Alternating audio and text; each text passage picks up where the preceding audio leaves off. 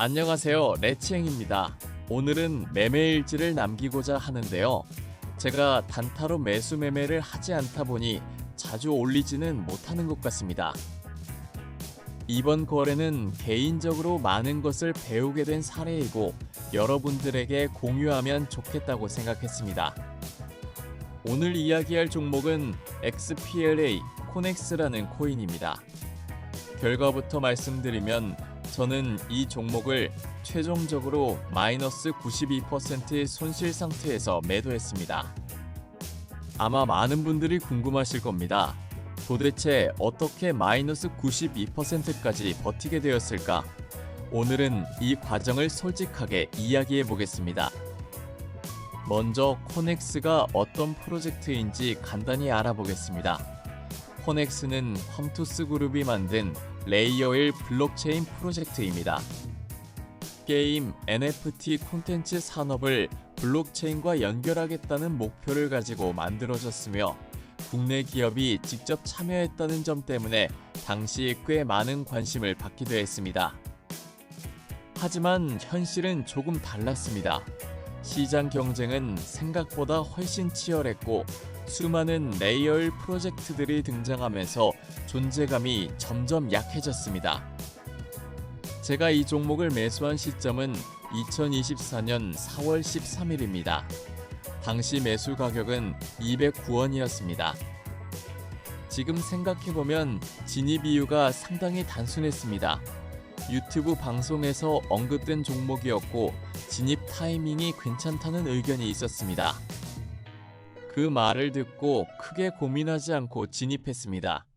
그냥 괜찮아 보인다는 이유 하나였죠.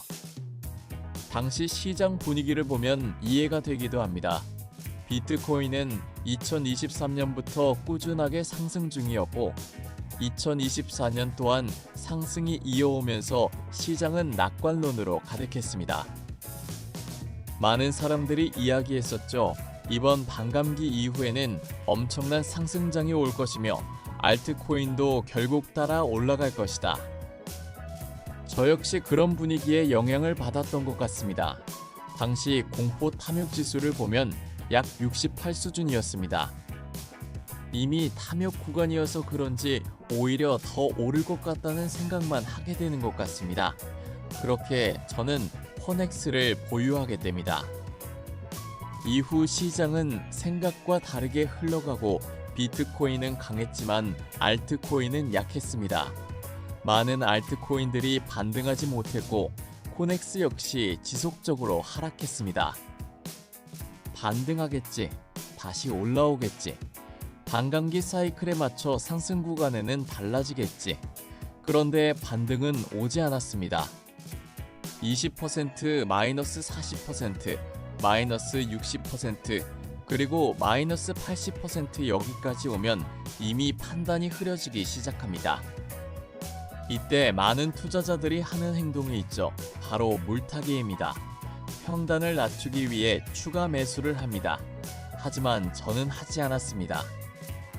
왜였을까요? 솔직하게 말하면 확신이 없었습니다.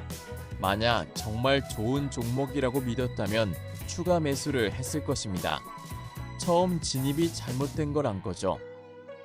그렇다고 손절도 하지 못했고 아무것도 하지 않았습니다.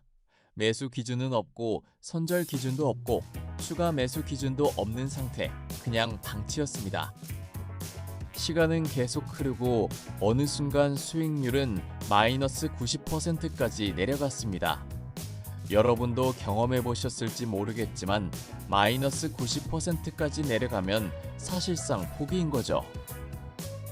그러던 중 어제 놀라운 일이 발생했는데요. 하루 만에 약 69% 급등했습니다. 많은 분들은 이렇게 생각할 수도 있습니다. 69% 올랐으면 본전 가까이 온 것 아닌가요? 전혀 아닙니다. 여기서 중요한 투자 개념이 있습니다. 50% 손실이 나면 원금을 회복하기 위해서는 100% 상승이 필요합니다. 90% 손실이면 무려 900% 상승이 필요합니다. 사실상 회복 가능성은 매우 낮죠. 그래서 이번 급등을 보면서 결정을 내렸습니다. 결국 매도를 진행했고 최종 손실은 마이너스 92%였습니다. 손실 금액 자체는 아프지만 오히려 마음은 편했습니다. 왜냐하면 더 이상 미련이 없었기 때문입니다. 이 경험을 통해 몇 가지 중요한 교훈을 얻었습니다. 진입 기준이 명확할 것, 누군가 좋다고 해서 매수하는 것은 투자라기보다 투기에 가깝습니다. 손절 기준이 있어야 합니다. 손절은 실패가 아니며 더 큰 손실을 막기 위한 생존 전략입니다. 확신 없는 물타기는 하지 말아야 하며 좋은 프로젝트는 물타기를 고민할 수 있습니다. 하지만 확신 없는 자포인은 물타기 자체가 더 큰 위험이 될 수 있습니다. 그리고 비중 관리가 중요합니다. 결국 투자에서 가장 중요한 것은 살아남는 것입니다. 이번 경험을 돌아보면 저는 운 좋게도 큰 비중을 넣지 않았습니다. 만약 큰 금액이었다면 훨씬 더 힘들었을 것입니다.